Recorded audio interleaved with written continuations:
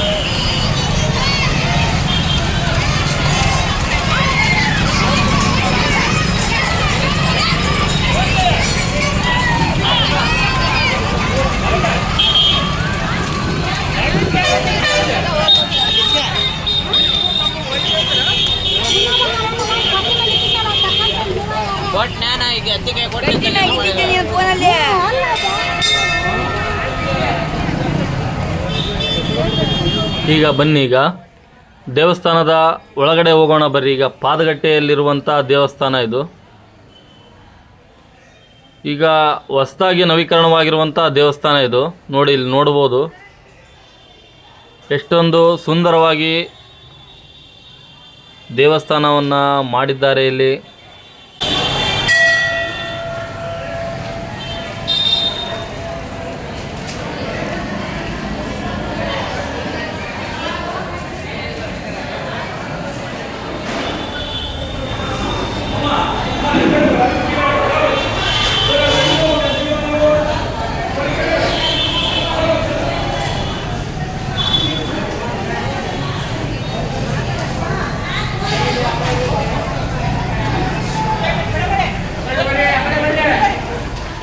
ನೋಡಿ ಇಲ್ಲಿ ನೋಡ್ಬೋದು ದೇವಸ್ಥಾನದಲ್ಲಿ ಗರ್ಭಗುಡಿಯನ್ನು ಎಷ್ಟೊಂದು ಹೂವಿನಿಂದ ಅಲಂಕಾರ ಮಾಡಿದ್ದಾರೆ ನೋಡಿ ಇಲ್ಲಿ. ಬನ್ನೀಗ ತಾಯಿಯ ದರ್ಶನ ಪಡೆಯೋಣ. ಪಾದಗಟ್ಟೆಯಲ್ಲಿರುವಂಥ ತಾಯಿಯ ದರ್ಶನ.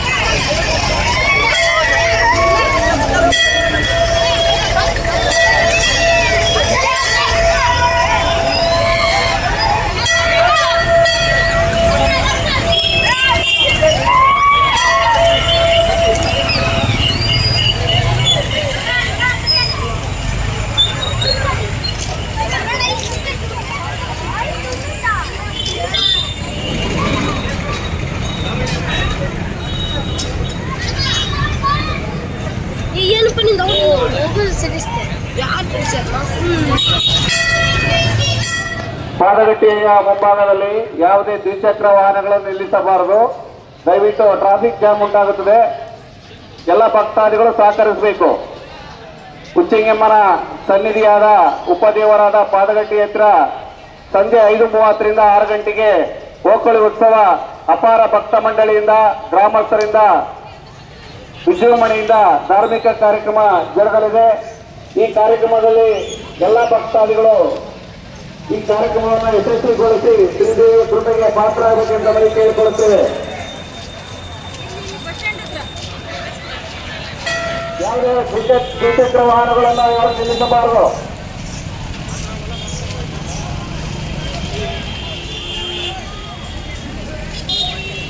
ದೇವಿ ಕಾರ್ಯಕ್ರಮ ಮಾಡಿದ್ರೆ ಬೇರೆ ಮೇಲೆ ನೀರು ಹಾಕ್ಬಾರ್ದು. ಹೋಗೋಗುಣಿ ಕಟ್ಟೆ ಮಾತ್ರ ನೀರು ಹಾಕ್ರಿ. ನವರಾಜ ನೀರು ಹಾಕಿದ್ರೆ ನವರಾಜ. ನೋಡಿದ್ರಲ್ಲ ಸ್ನೇಹಿತರೆ, ಪಾದಗಟ್ಟೆಯಲ್ಲಿರುವಂಥ ತಾಯಿ ಉಚ್ಚಂಗಮ್ಮ ದೇವಿಯ ಉಪಸನ್ನಿಧಿಯ ಒಂದು ಚಿಕ್ಕ ವಿಡಿಯೋ ತಮಗೆಲ್ಲ ಇಷ್ಟ ಆಯಿತು ಅಂತ ತಿಳ್ಕೊಳ್ತೇನೆ. ತಾಯಿಯ ಒಂದು ವಿಶೇಷ ದರ್ಶನ, ಹಾಗೆ ಈ ವಿಡಿಯೋ ತಮಗೆಲ್ಲ ಇಷ್ಟ ಆಯಿತು ಅಂತ ತಿಳ್ಕೊಳ್ತೀನಿ. ಹಾಗೆ ನಮ್ಮ ಚಾನಲ್ ಯಾರು ಇನ್ನೂ ಸಬ್ಸ್ಕ್ರೈಬ್ ಮಾಡ್ಕೊಂಡಿಲ್ಲ, ದಯವಿಟ್ಟು ಸಬ್ಸ್ಕ್ರೈಬ್ ಮಾಡ್ಕೊಳ್ಳಿ. ಈ ವಿಡಿಯೋ ನಿಮ್ಮ ಸ್ನೇಹಿತರಿಗೂ ಸಹ ಶೇರ್ ಮಾಡಿ. ಎಲ್ಲರಿಗೂ ಧನ್ಯವಾದಗಳು.